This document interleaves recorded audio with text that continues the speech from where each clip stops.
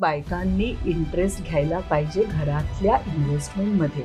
घरात तुम्हाला काय इन्कम येतो आणि तुम्ही काय खर्च करता हे गणित त्यांच्या डोक्यात कायम चालू असतं. माझं कार्ड हरवलं मी एका पेट्रोल पंपवर, 3,500 रुपये कोणीतरी त्याच्यावर लगेच चार्ज केले. माझा पण सिबिल स्कोअर रेड, 3,500 रुपयाचे 35,000 रुपये झाले होते. थोडे महिन्यापूर्वी तू पाहिलं मार्केट खूप डाऊन झालं होतं, कारण की आपल्यामध्ये विदेशी फंड्सनी पण खूप पैसे इन्व्हेस्ट केले इंडियाच्या स्टॉकमध्ये. खूप विकले त्यांनी शेअर्स. त्यामुळे ते जे तुम्हाला 20 वर्षांनी एवढे परत देऊ, 15 वर्षांनी एवढे परत देऊ हे जे प्रॉमिसेस करतात ही गॅरंटीड रिटर्न नसतो, because they are not allowed to give any guarantee. हा प्रॉबेबल रिटर्न असतो की आम्ही एवढे पैसे परत देऊ शकू.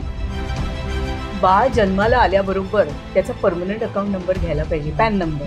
बँक अकाउंट ओपन करा. बारशाचे पण जे पैसे येतील ते बँकेत टाका. सुकन्या समृद्धी योजना 9.2% इंटरेस्ट आहे आणि 250 रुपये मिनिमम वर्षाला तुम्ही घालू शकता.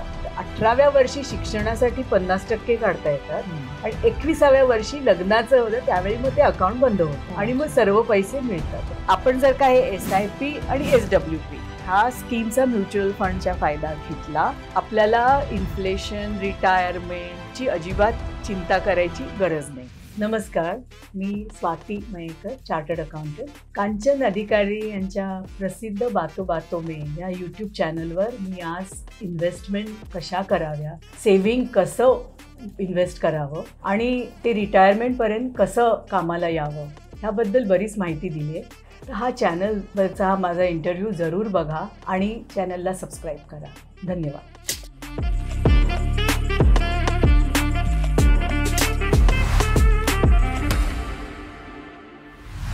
हाय, हॅलो, नमस्कार. मी कांचन अधिकारी. बातो बातो मी या माझ्या नव्या कोऱ्या करकरीत युट्यूब चॅनलमध्ये आपणा सर्वांचं मनपूर्वक स्वागत करत आहे. मंडळी, चॅनल जो आहे तो सबस्क्राईब करा. सबस्क्राईब करायला अजिबात पैसे पडत नसतात, परंतु माझा हुरूप मात्र त्यामुळे निश्चितच वाढत असतो.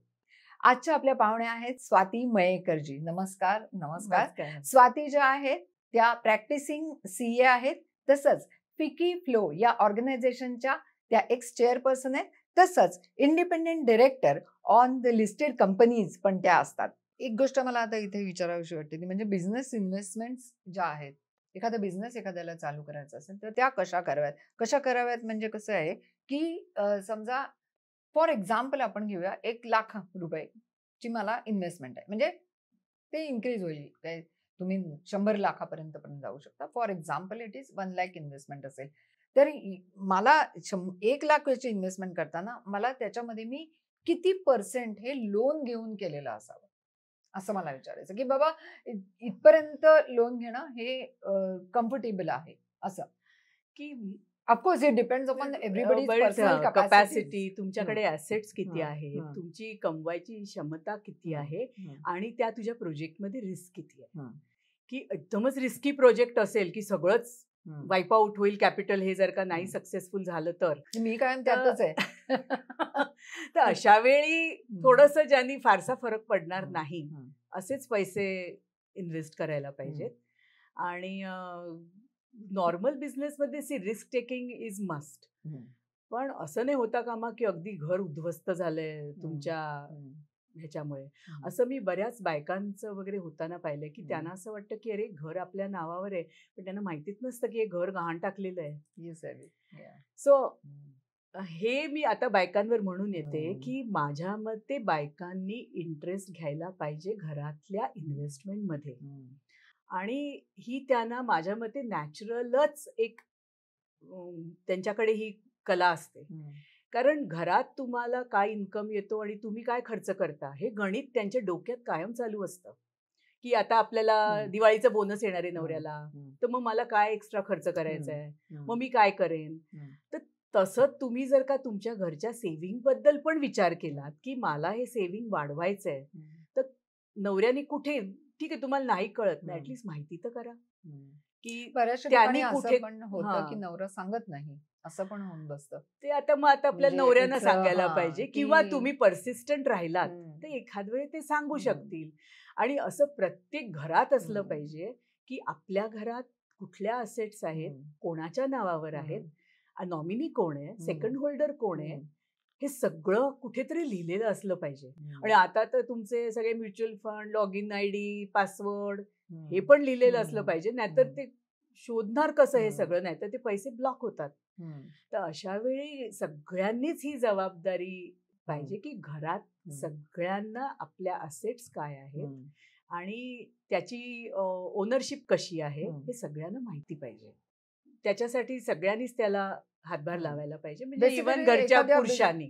एखाद्या बिझनेस मध्ये इन्व्हेस्टमेंट असेल तर सगळ्यात पहिलं म्हणजे त्याच्यामधनं असेट्स किती येतात हो, याच्याकडे पहिल्यांदा लक्ष दिलं पाहिजे. Supposing tomorrow if you can't perform good in the business so you can sell off those assets. आता तू समजा कॅमेरात इन्व्हेस्ट केलेस, लाईट मध्ये इन्व्हेस्ट केले, समजा तू शूटिंग नाही केलं तर तू विचारू शकते कोणाला भाड्याने पाहिजे का, तर तुला भाड्याचं इन्कम येईल. सो हे गणित करूनच आजकाल सगळीकडे गेलं की पहिल्याच विचारतात what is the ROI, return on investment. आणि लोनचं तू आता बोललीस ना, तर मला एक वर्ष की CIBIL, there is something called credit information bureau of India limited, आणि त्याला सिबिल रिपोर्ट म्हणतात.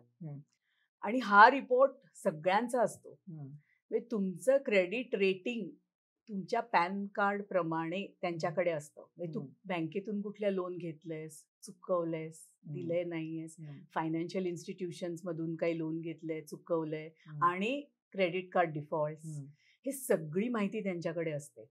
आणि त्यामुळे जेव्हा तू ह्या जाहिराती बघतेस ना की 5 मिनिटात लोन सँक्शन, ते सिबिल रिपोर्ट चेक करतात. तुमचा जर का सिबिल रिपोर्ट एक ठराविक लिमिटच्या बरोबर असेल तर तुमचं लोन लगेच सँक्शन करतात. म्हणजे तू काही डिफॉल्ट केला नाहीयेस. तर हा CIBIL report is very important, आणि तो प्रत्येकाने आपला इझिली डाउनलोड करता येतो आणि फाइंड आउट करावा. आणि ह्याच्यासाठी ना मी 2दा क्रेडिट कार्डचं हे माझ्या गैरफायदा लक्षात आला की माझ्या मैत्रिणीला असंच क्रेडिट कार्ड आलं, आणि समटाइम्स यू डोंट वॉन्ट, काहीतरी 1000 रुपये कसा अॅन्युअल चार्ज होता, तर तिने ते रिटर्न केलं, त्यांना लिहिलं, पण ते ऍक्च्युअल कॅन्सल झालं की नाही हे व्हेरीफाय केलं नाही.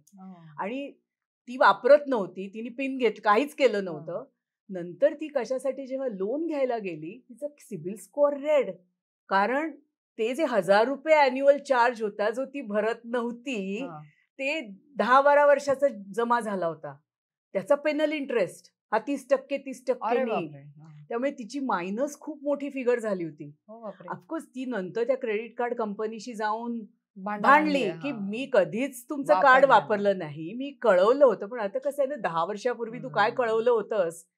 आणि पण मग तो सिबिल रिपोर्ट जेव्हा तिचा पॉझिटिव्ह झाला तेव्हा तिचं लोन सँक्शन झालं. असं माझं पण झालं. माझं कार्ड हरवलं मी एका पेट्रोल पंपवर, 3,500 रुपये कोणीतरी त्याच्यावर लगेच चार्ज केले, आणि मी त्या क्रेडिट कार्ड कंपनीशी भांडत राहिले की मी तुम्हाला कळवलं होतं माझं कार्ड चोरीला गेलंय, आणि त्याच्यानंतर हे 3,500 रुपये चार्ज झाले. आता एवढं टायमिंग 10 मिनिटं 5 मिनिटं, पण ते त्यांनी ऐकलं नव्हतं आणि मी भरले नाही, मी भांडत राहिले. माझा पण सिबिल स्कोअर रेड, त्या 3,500 रुपयाचे 35,000 रुपये झाले होते. अरे बापरे, किती वर्ष, काहीतरी 15 वर्षांनी वगैरे. मग मला जेव्हा लक्षात आलं, मग मी परत तेच, आणि मग त्या 3,500च्या ऐवजी 35,000 रुपये भरून मला ते त्यांनी सिम्पल इंटरेस्ट कॅल्क्युलेट करून 35,000 रुपये मी भरले, तेव्हा त्यांनी तो हे कॅन्सल केली माझी. त्यामुळे हा सिबिल रिपोर्ट हा खूप महत्वाचा झालाय आता. आणि ते कोणी सिबिल रिपोर्ट आपण आपला बघू शकतो. तू त्या वेबसाईट, सिबिलच्या वेबसाईटवर जायचं आणि ते तिथेच येतं, डाउनलोड युअर रिपोर्ट. आणि मग तो त्याच्यावर अशा साईन पण येतात, green green green, red red red. तुम्ही ग्रीन मध्ये आहात म्हणजे तुमचा रिपोर्ट पॉझिटिव्ह आहे, रेड रेड मध्ये. मग तुम्हाला फाइंड आउट, समजा रेड असेल आणि तू काहीच केलं नसलंस तर then you have to go and find out की हे रेड काय आहे, माझं काय डिफॉल्ट आहे. क्रेडिट कार्ड वापरतच नाही, त्यामुळे म्हणजे सपोज तू कुठल्या बँक, हो तू एकदम सेफ आहेस. मला तर काहीच नाही, म्हणजे मी काय सांगते की आता अशा ज्या काही ऑफिशियल ड्यूज असतात आणि जर का तुम्ही भरल्या नसल्या तर हा CIBIL report is very important. प्रत्येकाने एकदा चेक करावा आपला सिबिल रिपोर्ट काय आहे. हे खूप चांगलं. आणि हे समजा काय, आणि मग लोन खरं छोटं लोन पाहिजे असेल ना तर ते इझिली मिळतं. They just check your CIBIL report and they sanction. So it is CIBIL, credit information bureau of India limited. ही त्या कंपनीचं नाव आहे, म्हणून त्या कंपनीच्या याचा सिबिल रिपोर्ट असं म्हणतात. नक्की आपल्याला हे सगळं लक्षात ठेवायला पाहिजे, कारण की अशा तऱ्हेच्या इन्व्हेस्टमेंट्स आणि हे ते इतकी सुंदर सुंदर माहिती स्वाती तू दिलेलीच नाही, तर आम्हाला या सगळ्या गोष्टी कधी फारशा माहितीही नव्हत्या. त्याच्याही पुढे जाऊन अजून मला तुला विचारायचंय जे आम्हाला माहिती नाहीये, ते म्हणजे म्युच्युअल फंड्स असतील, इक्विटी फंड्स असतील, फिक्स डिपॉझिट्स एक आपण आत्ताला बोललो त्याबद्दल, RBI बॉन्ड्स असतील, किंवा व्हॉट इज बॅलन्स फंड. आपण म्युच्युअल फंड बद्दलच बोलूया. की म्युच्युअल फंड म्हटलं की सगळ्यांना साधारण असं वाटतं की ती इक्विटी फंड म्हणजे ते म्युच्युअल फंड काय आहे की एक फंड असतो जे लोकांकडून पैसे गोळा करतात आणि इन्व्हेस्ट करतात. बऱ्याच त्याच्यात व्हरायटीज आहेत. एक पहिला म्हणजे liquid fund. Liquid fund is as good as your savings account. की तुम्ही त्याच्यात जे पैसे घालता ते साधारण सेव्हिंग्ज अकाउंट प्लस लिटल एवढे तुम्हाला रिटर्न देतं. आणि सेव्हिंग्ज अकाउंट मधले कसे पैसे कधीही काढता येतात, काही कट होत नाही, काही कम. तसंच हे लिक्विड फंडचे पण पैसे कधीही काढता येतात, पण सेव्हिंग्ज अकाउंट पेक्षा थोडा जास्ती रिटर्न मिळतो. नंतर येतं डेट फंड. म्हणजे आपण कसं आहे की तू पहिल्यांदा सेव्हिंग्ज अकाउंट केलं, मग तू फिक्स डिपॉझिट करतेस किंवा कंपन्यांचे डिपॉझिट असतात ना, ते अशा चांगल्या कंपन्या पैसे घेतात, पण ते अनसिक्युअर्ड असतात, म्हणून त्याचं क्रेडिट रेटिंग बघायला लागतं, AAA आहे का काय आहे. तर आपण हे करण्यापेक्षा हे म्युच्युअल फंड ही गोष्ट करतात. हे डेट फंड म्हणतात. आणि हे डेट फंड साधारण 100% सेफ असतात. म्हणजे आताच कसं होईल माहितीये ना, की आता तू वाचलेस ऐकलेस की नाही माहित नाही, की RBIने रेपो रेट कमी केला 25 बेसिस पॉईंट. म्हणजे काय केलं की RBIचा रेट समजा 6.5 होता रेपो रेट, तर त्यांनी 6.25 केला. म्हणजे बँकांना वगैरे सगळ्यांना हे रेट कमी झाला की RBI कडून ते जे बॉरो करतात त्याचा जो इंटरेस्ट असतो तो कमी झाला. त्यामुळे ते सगळेजण आपापला रेट कमी करणार. म्हणजे आपल्या फिक्स डिपॉझिटचा पण रेट आता कमी होणार.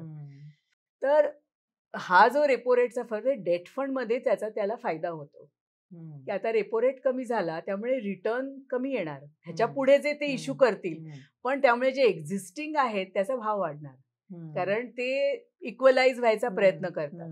Otherwise this debt funds are very safe आणि ते साधारण FD पेक्षाही थोडा जास्ती रिटर्न देतात, 10-11% असा.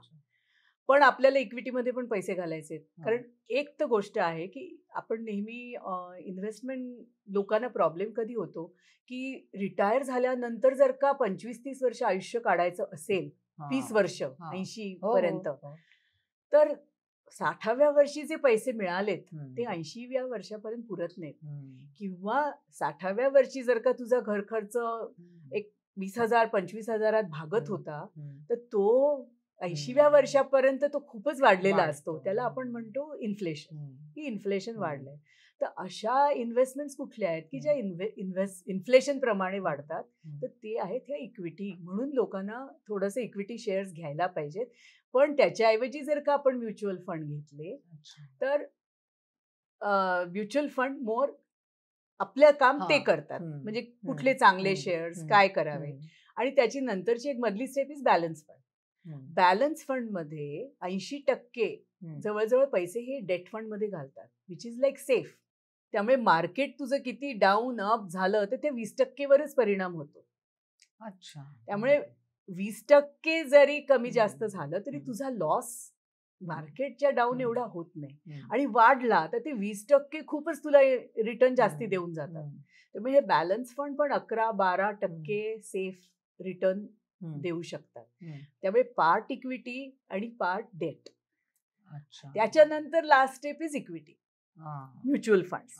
आणि माझ्या मते ह्या आपण जे एज्युकेटेड लोक आहोत, थोडा वेळ जर का आपण ह्या वस्तूवर घातला तर इट इज नॉट डिफिकल्ट.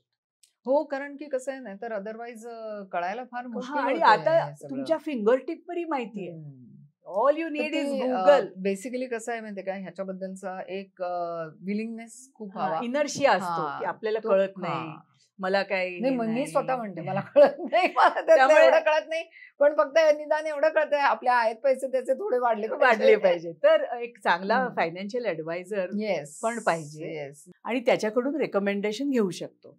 ते काय करतात की तुमचं रिस्क कपॅसिटी काय आहे, तुमचं वय काय आहे, तुमचं इन्कम काय आहे, तुमच्या बाकी खर्च काय आहेत, ह्याप्रमाणे तुम्हाला सजेस्ट करतात की तुम्ही अमुक एक म्युच्युअल फंडमध्ये पैसे घाला किंवा कुठल्या स्कीममध्ये घाला.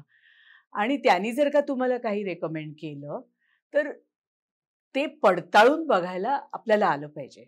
आणि त्याच्यासाठी आपला गुगल कामाला येतो. म्हणजे तू जरी समजा XYZ लिमिटेड त्या XYZ म्युच्युअल फंडची ही स्कीम असं त्यांनी तुम्हाला रेकमेंड केलं, तर परफॉर्मन्स ऑफ असं तू गुगलवर टाईप केलंस की तुला एक 3-4 फायनान्स कंपन्यांचे रिपोर्ट येतील की ते ह्या म्युच्युअल फंडबद्दल काय बोलतायत, किंवा डायरेक्टली त्या म्युच्युअल फंडवर जाऊन त्या फंडचा परफॉर्मन्स म्हणजे काय की त्यांनी किती परतावा दिलाय, आणि 1 वर्षाचा नाही, लास्ट 5 वर्षाचा, म्हणजे ते कन्सिस्टंट आहे की नाही, आणि साधारण त्याच्याबद्दल ओपिनियन काय आहे, हे सगळं पटकन गुगलवर दिसतं.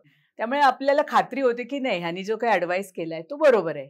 आणि समजा कुठे काही असा ऑड रिमार्क आला की सेफ नाही वगैरे, तर तू त्याला फोन करून विचारू शकतेस की तुम्ही असं बोललात पण मी असं ऐकलं, हे खरं आहे का, म्हणजे आणि हे असं करावं का, म्हणजे त्यांना असं वाटतं की तू जागरूक आहेस, की तू पण ब्लाइंडली ते काय बोलतायत ते ऐकत नाहीयेस आणि थोडी माहिती करून घेतात. आता हे फायनान्शियल ॲडवायझर्सची प्रॉब्लेम कसा असतो की त्यांना कमिशन मिळतं, त्यामुळे कधी कधी असं टेंडन्सी होते की कमिशन ज्याच्यात जास्ती मिळेल ते रेकमेंड करावं. पण आता असं राहिलं नाहीये, कारण त्यांनाही लक्षात आलंय की आपले गुगल कुंडली सगळी देतं म्हणून. त्यामुळे स्वतः माहिती एकदा तू माहिती करून घ्यायला लागलीस ना की सिमिलर फंड्स असं खाली येतं. कुठलंही तू गुगलवर तू कपडे बघत असलीस तरी सिमिलर स्टाईल तसं त्याच्यात पण येतं. Then you can go into it की अरे ह्यासारखा हा दुसरा फंड पण आहे, मग ह्याचा परफॉर्मन्स काय आहे, अशी एक्स्ट्रा माहिती पण आपल्याला मिळते. आणि समजायला खरं माझ्या मते काहीच कठीण नाहीये की तुम्हाला किती रिटर्न आला आणि किती त्याच्यात सेफ आहे. सगळ्या कंपन्या ज्या फिक्स्ड डिपॉझिट किंवा हे काढतात त्याच्यात सिनियर सिटीजनना थोडा 0.25%, 0.5% असा एक्स्ट्रा इंटरेस्ट देतात. पण आपली गव्हर्नमेंटची जी स्कीम आहे सिनियर सिटीजनसाठी, पोस्ट ऑफिसची सिनियर सिटीजन स्कीम, त्याच्यात 8.2% रिटर्न देतात. आणि माझ्या मते तो जरा फिक्स्ड डिपॉझिट पेक्षा बरा आहे. काही बँकेमध्ये साधारण सिटीजनला साधारणपणे 7.5चा भाव. हा, तर इथे हा 8.2% इज. आणि दुसरं कसं आहे, सी बँकामध्ये तुला माहितीये की सपोज आता आपण ज्या बँकेत पैसे ठेवू ती बुडण्याच्या वाली बँक नसेल, पण 5 लाखापर्यंतच आपला फिक्स्ड डिपॉझिट सिक्युअर्ड असतं, त्याच्यावरती सेफ्टी नसते. तर थोडे पैसे म्हणून ह्याच्यात आले पोस्ट ऑफिसमध्ये की ती गव्हर्नमेंटच झालं ना, त्यामुळे सेफ्टी 100% आणि 8.2% हा चांगला रिटर्न आहे. त्यामुळे नवरा बायको 30-30 लाख हे मॅक्झिमम लिमिट आहे. त्यांनी जर का घातले मग 8-48 म्हणजे साधारण 4,80,000 म्हणजे 12-48,000 रुपये महिना घरात इन्कम येतो. आणि जो मुद्दल पण सेफ आहे आणि रिटर्न पण चांगला आहे. टॅक्स फ्री नाही, म्हणून मला असं वाटतं की ह्याच्यात पण पैसे इन्व्हेस्ट करावे, कारण हे 30 लाख ॲटलिस्ट सेफ आहेत. आणि त्याची एक टर्म आहे 5 वर्ष, त्याच्या पुढे एक्सटेन्शन 3 वर्षापर्यंत करून घेता येतं. त्यामुळे ह्या अशा स्कीमचा पण फायदा घ्यायला पाहिजे. मला बऱ्याच माझ्या ज्या मैत्रिणी आहेत ज्या हाय पोस्टला काम करतात, ज्यांचे पगारच असतात अराउंड 3 लाख, 4 लाख, 5 लाख पर्यंत पण पगार असतात. अशा वेळेला कसं होतं की जेव्हा त्यांना पगार मिळतो तेव्हा तो त्यांचा ऑलरेडी टॅक्स डिडक्टेड सोर्स असं करूनच त्यांच्या हातामध्ये तो पगार आलेला असतो. ज्या आलेल्या पगारामधनं प्रत्येक माणूस आपले काहीतरी इन्व्हेस्टमेंट करतच असतो, आणि ती जी इन्व्हेस्टमेंट करतात तेव्हा परत त्याच्यामधनं जे तुम्हाला इंटरेस्ट येतं त्याच्यावरती परत टॅक्सेशन पडतं. So it's a double taxation which really irritates us, खरं सांगायचं. म्हणजे आता त्याला काही इलाजच नाहीये. मी पण भांडलेले होते एकदा ह्याच्यावरती, पण शेवटी ते म्हणाले की अरे हे हम कुछ नहीं कर सकते, we are bound by RBI this thing. हो, तू म्हणतेस ते अगदी बरोबर आहे की आपण जो इन्कम कमवतो त्याच्यावर तर टॅक्स भरतोच, आणि जे पैसे वाचतात ते आपण इन्व्हेस्ट करतो, पण ते इन्व्हेस्ट केलेल्या पैशावर जो इन्कम येतो तो परत आपण त्याच्यावर टॅक्स भरतो. आणि पण त्याला काही इलाज नाहीये, आपले रूल असे आहेत. त्यामुळे आपल्याला मॅडम निर्मला सीतारामनजींकडे जायला लागेल हा सब्जेक्ट घेऊन की आपण काहीतरी करा याच्याबद्दल. असं बऱ्याचशा ठिकाणी आपण आता जरा झटापट जातोय. त्यामुळे मार्केट जेव्हा आपण म्हणतो की आज मार्केट अप आहे, आज मार्केट डाऊन आहे, म्हणजे एक्झॅक्टली काय? म्हणजे शेअर्स मार्केटमध्ये आता जवळजवळ 7,500च्या वरती शेअर्स लिस्टेड आहेत. त्यामुळे रोज मार्केट काही गेज करायचं असेल की ह्याचा ट्रेंड काय आहे, तर बॉम्बे स्टॉक एक्सचेंजनी सेन्सेक्स ही एक उपाधी केली आहे आणि नॅशनल स्टॉक एक्सचेंजची निफ्टी. त्यामुळे त्यांनी काय केलंय की काही इंडिकेटिव्ह शेअर्सचा त्यांनी एक ग्रुप केलाय. म्हणजे तुम्ही pharma company, engineering company, trading company, manufacturing company, प्रत्येकाचे जे आयडियल कंपन्या आहेत त्यांचा एक ग्रुप केलाय. सेन्सेक्समध्ये 100-300 शेअर्स आहेत आणि निफ्टीमध्ये 50 आहेत. त्यामुळे त्याच्यामध्ये इंजिनिअरिंग कंपनी असणार, मॅन्युफॅक्चरिंग असणार, रिफायनरीज असणार, फार्मा असणार आणि ते इंडिकेटिव्ह असतात. बँकिंग सेक्टर असेल आणि ते जे शेअर्स समजा मार्केटमध्ये शेअर्सचा भाव वाढला तर त्या सेन्सेक्सचं हे वाढतं. मग ते म्हणतात मार्केटवर गेलं. आणि समजा त्यातल्या शेअर्सच्या काही यांचा भाव कमी झाला तर ती जी इंडिकेटिव्ह त्यांचं पॅरामीटर आहे ते लो होतं. मग ते म्हणतात मार्केट डाऊन झालं. तसंच निफ्टीमध्ये पण आहे की निफ्टी 50चे जे शेअर्स आहेत त्यातला काहींचा भाव खूप वर गेला तर निफ्टीचं हे वर जातं आणि कमी झाला की ते खाली जातं. म्हणजे मार्केट अप डाऊन असं म्हणतात. आणि ह्याच्यामध्ये आता त्यांनी खूपच छोटी छोटी पण इंडिकेशन केलंय की तुम्हाला फक्त बँकातच इंटरेस्ट असेल तर बँकिंग निफ्टी, फार्मा असेल तर फार्मा निफ्टी, म्हणजे ते फक्त फार्मा कंपन्यांचे इंडिकेटिव्ह शेअर्सचीच एक इंडेक्स करतात. म्हणजे मला जर का फार्मामध्येच इंटरेस्ट असेल तर मी फक्त फार्मा एंट्री बघू शकते किंवा बँकिंग निफ्टी बघू शकते. असे बरेच त्यांनी केले. त्यामुळे आपल्याला त्या निफ्टीमधले कुठले शेअर्स डाऊन झाले हे आपल्याला नंतर स्टडी करायला लागतं. Exactly, that's what. माझे एकदा शेअर्स निफ्टीमध्ये अडकून ते माझे गेले. त्यामुळे मी त्याच्यानंतर म्हटलं नाही, आपल्याला गती नाही ह्याच्यात थोडक्यात. तर त्यामुळे तू आता मला जेव्हा आपण इक्विटी शेअर्समध्ये पैसे घालतो त्यावेळेला पहिल्यांदाच जागरूक राहायला लागतं, ज्याला आपण ब्ल्यू चिप म्हणतो. ब्ल्यू चिप याचा अर्थ की त्या कंपन्या ट्राईड टेस्टेड आर वेल परफॉर्मिंग कंपनीज. काही काही वेळा अशा ब्ल्यू चिपचा पण भाव कमी होतो. म्हणजे मी समजा काही भावाने घेतली आणि त्याचा भाव खाली झाला तर मी घाबरून ते विकले तर मी लॉस करेन. पण मला जर का खात्री असेल की नाही ह्या कंपनीचे शेअर्स चांगले आहेत तर मी का भाव खाली गेले हे अॅनलाइज करेन. की थोडे महिन्यापूर्वी तू पाहिलं मार्केट खूप डाऊन झालं होतं. तर कारण की आपल्यामध्ये विदेशी फंड्सनी पण खूप पैसे इन्व्हेस्ट केलेत इंडियाच्या स्टॉकमध्ये आणि ते शेअर्स विकत होते. खूप विकले त्यांनी शेअर्स. नॅचरली खूप विक्री झाली की भाव कमी येतो, त्याप्रमाणे भाव कमी झाला. तर अशा वेळी वॉरन बुफे काय करेल, तो आणखीन शेअर्स घेईल. की मला जर का खात्री आहे की ह्या कंपनीचे शेअर्स 100% चांगले आहेत, मी एका भावाला घेतलेत पण आता भाव खाली आलाय, तर मी त्या भावाला विकण्याऐवजी मी परत घेईन किंवा ठेवून देईन. की ठीक आहे आज कमी झाले, कारण वेगळं आहे. सी असं आहे ना की स्टॉक एक्सचेंज हे फार जरा सेन्सिटिव्ह असतं की जगभराच्या बातम्यांनी त्याच्यावर इफेक्ट होतो. युक्रेन वॉर चालू झाली, मार्केट डाऊन झालं. आता तसं काय युक्रेन वॉर चालू झाली म्हणजे आपल्या कंपन्या सडनली काही बॅड परफॉर्मन्स करायला लागल्या असं नाही आहे.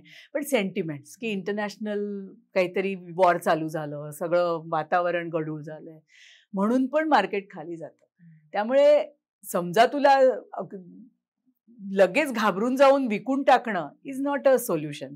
त्यामुळे इक्विटी मार्केट आणि दुसरं असं आहे ना की स्टॉक मार्केट हे नेहमी लॉंग टर्म इन्व्हेस्टमेंट असते, कधी शॉर्ट टर्म नाही. म्हणजे तू 2 ते 5 वर्षाचा तुझं विजन पाहिजे. आणि जे लोक सांगतात ना की मी आज घेतले आणि उद्या डबल झालं, हे सगळं मिथ असतं. त्यामुळे आपण ह्या विचाराने कधीही इक्विटी शेअर्स घ्यायचे नसतात. हे नेहमीच लॉंग टर्म असतात की तुम्ही तेवढ्या वर्षात, म्हणजे आता मी वॉरन बुफेचं सारखं नाव घेते, त्याच्याकडे 40-40 वर्ष 30-30 वर्ष घेतलेले शेअर्स आहेत की जे आता खूप मल्टिप्लाय झालेले आहेत. पण ही स्टील होल्डिंग ऑन. म्हणजे असं नाही झालं की ते कायमच वाढत राहिले, ते कधी खाली पण गेले असतील, बट ही वॉज शुअर की हे चांगल्या कंपन्या आहेत.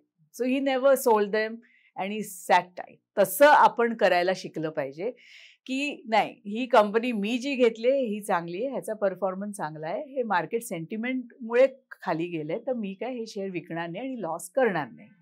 आपला साधारण पीपल जे लॉस होतो सांगतात ना, ते नेहमी असं करतात.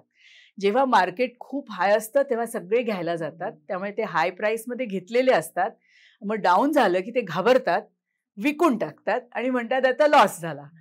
पण जर का तुम्ही शांत डोक्याने विचार केला तर मी तर म्हणेन त्यावेळी परत घ्या, प्राईस ॲव्हरेज करा, म्हणजे तुमची मार्केट प्राईस खाली येईल. आपलं हे स्टॉक मार्केट मी नेहमी सांगते की हे LIC पॉलिसी सारखं आहे. आपण LIC पॉलिसी घेतली की कशी ती 20-25 वर्ष त्याचा इन्शुरन्स भरत असतो, तसंच हे स्टॉक मार्केटनी पण करायला पाहिजे. पण हे जे पण मी पैसे आता याच्यामध्ये एक सांगते तुला, कारण की आत्ताच्याच माझ्याच बाबतीतलं हे घडलेलं होतं, की इट वॉज लाईक जेव्हा तुम्ही पॉलिसी घेतली तेव्हा तुम्हाला समजा ब्लड प्रेशर नाहीये. Okay, after 2 years if you get the म्हणजे प्रीमियम हां, वाढवतात. तर मग तुम्ही ते त्यांना जर समजा तुमचं सांगायचं सांगितलं राहिलं आहे. आणि जर तुम्हाला काही झालं, they just cancel your whole of the thing. Yes yes. Whole of the policy is been cancelled. म्हणजे तुमचे सगळे पैसे बुडून जातात. And that experience even we have taken it. Government आणि हे ते याच्यामध्ये कदाचित नॉर्म्स वेगवेगळे असतील, परंतु जे प्रायव्हेट जे इन्शुरन्स कंपनीज असतात, they always make it a point की बाबा ह्याला मी कसा आता कसा मी क्लेम रिजेक्ट करू. एक्झॅक्टली, कसा कचाट्यात पकडू आणि कसा क्लेम तसाच. रिजेक्ट करू. जनरली काय होतं, आपण कमवायला लागलो की पहिला पर्सन जो आपल्याला येऊन इन्व्हेस्टमेंटचा ऍडवाइस देतो तो असतो LIC एजंट. आणि ते तुम्हाला कन्व्हिन्स करतात की how LIC is very important. LIC is important की यंग एजमध्ये जेव्हा तुमचं सेव्हिंग नसतं किंवा तुम्ही लोन घेतलेलं असतं, अशा वेळी जर का तुम्हाला काही झालं तर तुमच्या कुटुंबावर ते लोन फेडायचा प्रसंग येऊ नये किंवा अगदी काहीच सेव्हिंग नाही त्याच्यापेक्षा काही सेव्हिंग असावं, तर आपण LIC घ्यायला पाहिजे. पण LICचे 2 प्रकार असतात प्रीमियमचे. एक ते म्हणतात टर्म पॉलिसी आणि दुसरी असते एंडावमेंट पॉलिसी. LICची टर्म पॉलिसी ही आपल्या मेडिकल इन्शुरन्स सारखी असते.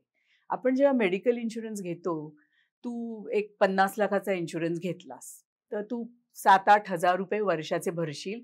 समजा तुला काहीच झालं नाही तर ते पैसे फुकट गेले, परत पुढच्या वर्षी आपण तेवढेच पैसे भरतो आणि हे असं आयुष्यभर करत राहतो. म्हणजे दरवेळी आपण आजारी पडतो असं नाही, पण ती सेफ्टी आहे की काही झालं तर आपल्याकडे मेडिकल इन्शुरन्स आहे आणि तो महत्वाचा आहे, असायलाच पाहिजे. कारण कधी आपण आजारी पडू किंवा काय होईल याचा भरोसा नसतो. तसंच LICचा हा जो प्रकार आहे टर्म पॉलिसी, की तू जर का 50 लाखाची पॉलिसी घेणार असलीस तर टर्म पॉलिसीचा इन्शुरन्स असतो प्रीमियम हार्डली 5-6 हजार रुपये. तर एंडावमेंट पॉलिसीचा असतो 50-60 हजार रुपये. तर पर्पज इज की LIC लोकांना प्रवृत्त करते LIC घेण्यासाठी. मला जर का असं वाटलं की अरे मी 7-8 हजार रुपये भरते LICचे, पण मी काय थोडीच मरणार आहे, मग कशाला घेऊ LIC, असं नाही होता कामा. मग ते काय म्हणतात, ठीक आहे तू 7-8 हजारच्या ऐवजी 40 हजार दे, 50 हजार दे. आणि ते वरचे पैसे जे असतात ते LIC इन्व्हेस्ट करते आपल्यासाठी. त्यामुळे ते जे तुम्हाला 20 वर्षांनी एवढे परत देऊ, 15 वर्षांनी एवढे परत देऊ, हे जे प्रॉमिसेस करतात, एक गोष्ट त्यांना प्रॉमिस करता येत नाही, ही गॅरंटीड रिटर्न नसतो. Because they are not allowed to give any guarantee. हा प्रॉबेबल रिटर्न असतो की आम्ही एवढे पैसे परत देऊ शकू. तर मला असं वाटतं की आपण LIC टर्म पॉलिसी घ्यावी. त्यामुळे प्रीमियम कमी असल्यामुळे तू हाय व्हॅल्यूची पण घेऊ शकतेस, की 50 लाखाच्या वेळी तू 1 करोडची पण टर्म पॉलिसी घेतेस. आणि तो जो डिफरन्स आहे एंडावमेंट पॉलिसी आणि टर्म पॉलिसी, हे आपण इन्व्हेस्ट करावे. म्हणजे मला वाटतं अगदी स्टॉक मार्केटमध्ये जरी नाही केले, तू पब्लिक प्रॉव्हिडंट फंड अकाउंट जरी ओपन केलंस तर त्याच्यामध्ये घातलेस तरी तुला रिटर्न जास्ती येईल. कारण LIC तुम्हाला जे रिटर्न दाखवतात ते 6 ते 7% ह्याच्यावर नसतो. त्यामुळे LIC जरूर घ्यावी, पण टर्म पॉलिसी घ्यावी आणि बाकीचे पैसे आपण इन्व्हेस्ट करावे. आपले जे मेडिकल पॉलिसीज असतात, तर आपण जेव्हा पॉलिसी घेतो तेव्हा आपल्याला डिक्लेअर करायला लागतं की आपल्याला आता काय डिसिजेस आहेत आणि त्याप्रमाणे ते आपला प्रीमियम नक्की करतात. आणि असं होतं की समजा काही वर्षांनी सुरुवातीला आपण धडधाकट आहोत, काही वर्षांनी काही कॉम्प्लिकेशन झाली, म्हणजे मला ब्लड प्रेशर आलं, मला डायबिटीज झाला, मध्ये काही हार्ट प्रॉब्लेम झाला, तर मला हे लगेच त्या इन्शुरन्स कंपनीला कळवायला पाहिजे. समजा आपण कळवलं नाही तर काय होईल, समजा ह्याच्यातून काही हॉस्पिटलायझेशन वगैरे उद्भवलं तर ते ह्या कारणाने आपला क्लेम रिजेक्ट करू शकतात की तुम्ही हा डिसीज आम्हाला कळवला नाही. त्यामुळे we have to be careful. ते प्रीमियम वाढवतील थोडासा, की मला आता ब्लड प्रेशर झालं म्हणून ते म्हणतील ठीक आहे तुम्ही एवढा प्रीमियम जास्ती भरा, पण हे नेहमीच कळवलं पाहिजे त्यांना. त्यामुळे मेडिकल इन्शुरन्स बाबतीत जर का आपला क्लेम नीट पास व्हायला पाहिजे असेल तर आपली जी काय मेडिकल कंडिशन आहे ती कळवायला पाहिजे. LIC पॉलिसीबद्दल एक अजून माहिती मला द्यावीशी वाटते, की LICचं कसं होतं, एकदा आपण पॉलिसी घेतली, की ती मॅच्युरिटी येईपर्यंत आपल्याला प्रीमियम भरत राहायला लागतो आणि काही कॅज्युअलिटी नाही झाली, तर एंडाउमेंट पॉलिसी असेल, तर त्यांनी जे पैसे इन्व्हेस्ट केलेले असतात, ते आपल्याला परत मिळतात. पण समजा काही कारणाने आपल्याला मध्येच LICचं बंद करायची असेल, तर ते तुम्हाला सरेंडर व्हॅल्यू देतात. आणि ही सरेंडर व्हॅल्यू आपण जो प्रीमियम भरलेला असतो त्याच्यापेक्षाही कमी असते. त्यामुळे लोकांना मग असं वाटतं, अरे काय मी LIC एवढा प्रीमियम भरला पण आता सरेंडर व्हॅल्यू माझी एवढी कमी आहे. तर एक त्यांनी मला वाटतं थोडी चांगली सुधारणा केली आहे, की समजा माझी पॉलिसी आहे आणि मी एक 10 वर्ष प्रीमियम भरलाय, पण मला आता ती नकोय. तर मी सरेंडर करायच्या ऐवजी समजा ती तुला हवी असेल, की सेम पुढचे अजून 15 वर्ष ती पॉलिसी चालू आहे. तर मी तुला माझ्या जागी सबस्टिट्यूट करते. ऑफकोर्स LICच्या परमिशन प्रमाणे, त्यांच्या सगळ्या माहितीप्रमाणे, आणि तू मला सरेंडर व्हॅल्यूपेक्षा थोडी जास्ती पैसे देशील. त्यामुळे ह्याच्यामध्ये तुला स्वस्तच मिळणार, कारण मी एवढे वर्ष 10 वर्ष प्रीमियम भरलाय तेवढा तू भरला नाहीयेस, तुझे पैसे वाचलेत. आणि मला LIC जे सरेंडर व्हॅल्यूचे पैसे देतील त्याच्यापेक्षा तू मला जास्ती पैसे देशील. आणि LICच्या त्याच्यावर लोन पण काढता येतं, जे आपण फेडू शकतो. जर का पॉलिसी एक्सपायर व्हायच्या आधी आपण लोन फेडलं तर फुल पैसे मिळतील. तो हा एक LICचा अजून फायदा आहे. एकंदरीत मी पाहिलं की इन्व्हेस्टमेंट हा एक खूप मोठा गहन विषय आहे ज्याला हात घालण्यासाठी मला असं वाटतं अशा तऱ्हेची एक स्वाती आपल्याकडे असावी. हे आतापर्यंत आपण जे बोललो हे बेसिक सगळ्या इन्व्हेस्टमेंट, की बँका, सेव्हिंग स्कीम्स, LIC वगैरे. पण जर का आपल्याला इन्फ्लेशन प्रमाणे आपलं इन्व्हेस्टमेंट वाढायला पाहिजे असेल, जे जरुरी असतं, की आपण बघितलंय की माणूस 60 वर्षाचा रिटायर होतो पण 80-90 वर्षापर्यंत जगतो, लॉन्जेटिव्हिटी वाढली. तर 60 वर्षाला जे त्याला पैसे मिळालेले असतात ते पुरे पडत नाहीत पुढच्या वर्षी, कारण इन्फ्लेशन वाढतं.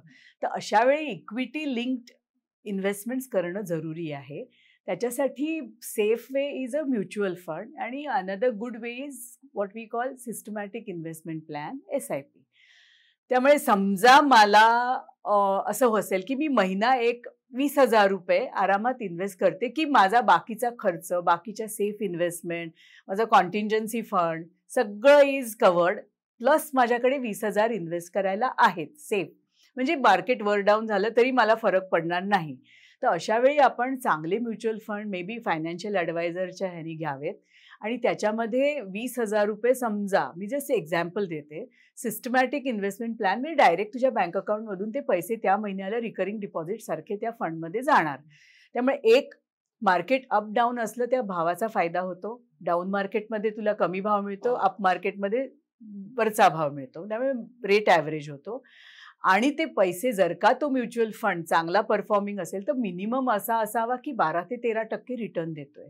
आणि जर का असं झालं तर 20,000 रुपये मी जे इन्व्हेस्ट केले दर महिना 20 वर्ष मी जर का कंटिन्युअसली इन्व्हेस्ट केले आणि 12-13% मला रिटर्न मिळाला कन्सिस्टंटली, एखादं वर्ष इकडे तिकडे जातं, तर ह्या 20 लाखाचे माझे जवळजवळ कॉर्पस त्यावेळेला 2 कोटीच्या घरात गेलेलं असतं.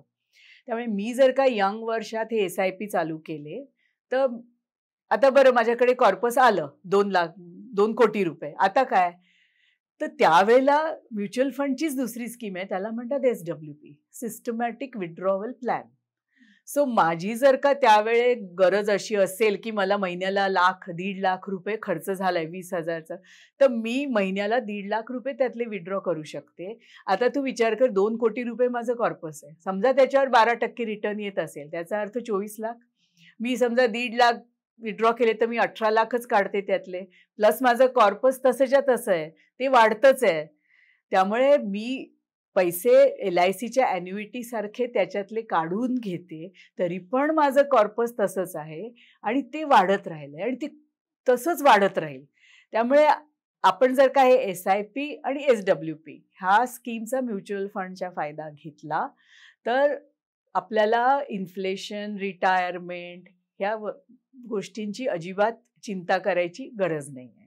ह्याबद्दल मी एक फक्त ऍडवाइस प्रोफेशनलसाठी स्पेशली देईन. तू प्रोफेशनल आहे म्हणून, की तू जसं बोललीस की ज्यांचा पगार 3 लाख 4 लाख असतो त्यांचे पैसे पण कट होतात. Provident fund, employees, employers contribution, त्यामुळे कंपल्सरी एक सेफ इन्व्हेस्टमेंट त्यांची होत असते, तशी आपली होत नाही प्रोफेशनल्सची.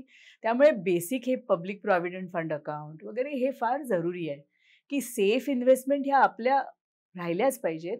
त्यामुळे ती कंपाऊंडिंग इंटरेस्ट, की गव्हर्नमेंट जसा PPF काढतं, पब्लिक प्रॉव्हिडंट फंड कापतं, तसं आपणही वर्षाला प्रॉव्हिडंट फंड जरुरी आहे असं समजून ह्या सेफ इन्व्हेस्टमेंट पण करायला पाहिजेत.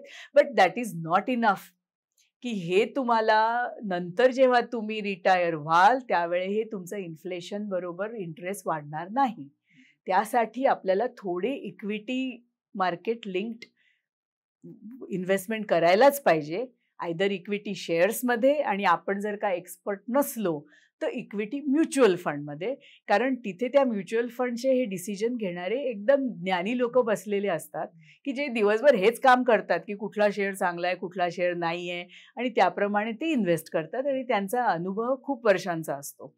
त्यामुळे equity linked investments are very important for our retirement. आणि त्याच्यासाठी जागरूक असं की मी जर काय म्युच्युअल फंडमध्ये पैसे घातले तर ही माझी जबाबदारी आहे की मी वर्षाच्या एंडला याचा रिटर्न काय आला बघितला पाहिजे. आपले टाकले, सोडून दिलं असं नाही. समजा एखाद्याचा एकदम 6% आला असेल तर मला माझ्या ॲडवायझरला विचारायला लागेल की हा फंड इज नॉट परफॉर्मिंग वेल, आपण चेंज करूया का. अशी एवढी जागरूकता ठेवणं डिफिकल्ट नाही आहे. तर जरूर इन्व्हेस्टमेंट थोडं लक्ष देऊन करण्याची गरज आहे. आणि हे तर मी सांगेन लहान मुलांबद्दल, की बाळ जन्माला आल्याबरोबर त्याचा परमनंट अकाउंट नंबर घ्यायला पाहिजे, pan number. Bank account open करा, आणि अगदी बारशाचे पण जे पैसे येतील ते बँकेत टाका, आणि किंवा त्याच्या नावाने PPF पण अकाउंट ओपन करता येतं. आणि 60% जरी टॅक्स फ्री इन्कम, जे काय त्याला पैसे येतील ते टाकत राहिलं, आई वडिलांनी त्याच्यात पैसे घातले, तर तो जेव्हा 18 वर्षाचं होईल ना तेव्हा ते बरेच कंपाऊंड होऊन होऊन होऊन पैसे त्याच्या tax free. That is more important. अशी दुसरी इन्व्हेस्टमेंट कुठलीच नाही आहे पब्लिक प्रॉव्हिडंट फंड सोडून. आणि दुसरी एक सांगते, ही स्पेशल मुलींसाठी आहे, सुकन्या समृद्धी योजना. की गर्ल चाइल्ड आपल्याकडे इंडियात फार वाईट वागवलं जातं. पोस्ट ऑफिसमध्येच मिळते, आणि तिथे तर 9.2% इंटरेस्ट आहे, टॅक्स फ्री. पण नॅचरली ते गव्हर्नमेंटची इच्छा काय आहे की ती गर्ल चाइल्ड जेव्हा मोठी होईल, एक तर ती मोठी व्हायला पाहिजे आणि तेव्हा तिच्या कामाला यायला पाहिजे. एज्युकेशनसाठी त्यामुळे पैसे काढता येत नाही. आणि 250 रुपये मिनिमम वर्षाला तुम्ही घालू शकता, आणि मॅक्झिमम 1.5 लाख ह्याच्यावर घालू शकत नाही. त्यामुळे अगदी तुमची कामवाली बाई असली ना, आणि तिला पण जर का जमत असेल तर 250 रुपये अगदी वर्षाचे म्हणजे मग काहीच नाही. पण जितकं तिला जमेल हे जर का त्याच्यात ती घालत राहिली, आणि 9% जर का तिचे पैसे वाढत राहिले, तर 18व्या वर्षी शिक्षणासाठी 50% काढता येतात, आणि 21व्या वर्षी लग्नाचं होतं त्यावेळी मग ते अकाउंट बंद होतं, आणि मग सर्व पैसे मिळतात. त्यामुळे Sukanya Samriddhi tax free investment आहे, ओनली फॉर गर्ल चाइल्ड. आणि ती बेबी मुलगी 10 वर्षाची होईपर्यंत ते अकाउंट ओपन करता येतं. त्यामुळे तुम्ही जन्मल्याबरोबरच केलं तर अधिकच फायदा. त्यामुळे मुलीसाठी तुम्ही सुकन्या समृद्धी ओपन करा, मुलगा झाला तर PPF ओपन करा. अतिशय सुंदर माहिती स्वातीच्याकडनं आपल्याला कळलेली. मला एवढंच त्यातून कळलेलं आहे की तुम्ही तुमचे पैसे हे कशा तऱ्हेने एक टॅक्स फ्री इन्व्हेस्टमेंट म्हणून त्याच्यामध्ये करू शकता. ही जी उत्तम माहिती जी आहे ती आपल्याला स्वातीने इथे दिलेली आहे. स्वाती, तू आमच्या या बातो बातो में ह्या पॉडकास्ट मध्ये आलीस. लास्ट शब्द आहे बाकी राहिला, काय? विल. मृत्यूपत्र हे अतिशय महत्वाची गोष्ट आहे. तुम्ही पहिली असेट जेव्हा घेता त्यावेळी तुमचं विल लिहिलेलं असलं पाहिजे. कारण असं आहे की समजा तुमचं नॉमिनेशन्स ऑल्सो घरासाठी आता सुप्रीम कोर्टची एक विचित्र डिसिजन आहे की त्यांनी असं म्हटलंय की नॉमिनेशन ज्याच्या नावावर आहे तो केअरटेकर आहे. Oh really? तो ओनर नाही. अरे काय सांगते? हो, मला बदलायला पाहिजे पहिलं. So nomination is not enough. You have to have a will किंवा गिफ्टेड पण गिफ्टवर टॅक्स लागतो, स्टॅम्प ड्युटी, आणि ती व्हॅल्यूवर डिपेंड करते स्टॅम्प ड्युटी त्यावेळेच्या. म्हणजे तू जर का आज गिफ्ट करायचं ठरवलंस, नाही नाही, समजा मी घेतलं घर तेव्हा 6 करोडचं असेल आणि जेव्हा माणूस मरेल तेव्हा ते समजा झालेलं असेल 8 करोड पर्यंत किंवा 9 करोड विल पर्यंत. केलंस तर ते फुकटमध्ये जाईल. अच्छा, समजा तू बिल कोणाला मध्ये लिहिलं तर गिफ्ट डीड दिलं गिफ्ट डीड लागत नाही. हा पण काय होतं की हम्म. समजा कोणी कंटेस्ट केलं तुझं विल, हा. की कांचनला कोणीतरी दबावाखाली हे बिल अच्छा, द्यायला लावलं ओके, वगैरे ओके. वगैरे, असं होत नाही. चॅलेंज केलं हा, त्याला. पण गिफ्ट डीड असेल तर कोणीच चॅलेंज करू शकत नाही. विल असेल तरीही दॅट इज पण good gift deed enough. Has become a taxable. Stamp duty भरायला लागते. बघितलं ना, हे रिलेटिव्हला असं. असेल तर कन्सेशनल असते, पण स्टॅम्प ड्युटी भरायला लागते. आणि विल असेल तरी जेव्हा तुम्ही प्रोबेट घेता त्यावेळी पण स्टॅम्प ड्युटी भरायला लागते.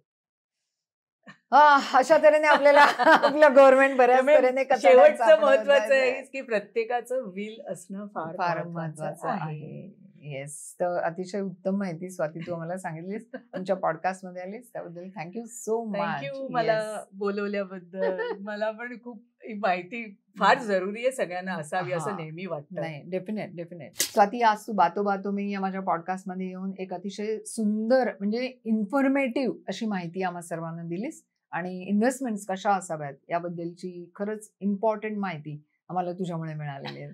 So thank you so much for coming to my show. Thank you for inviting me.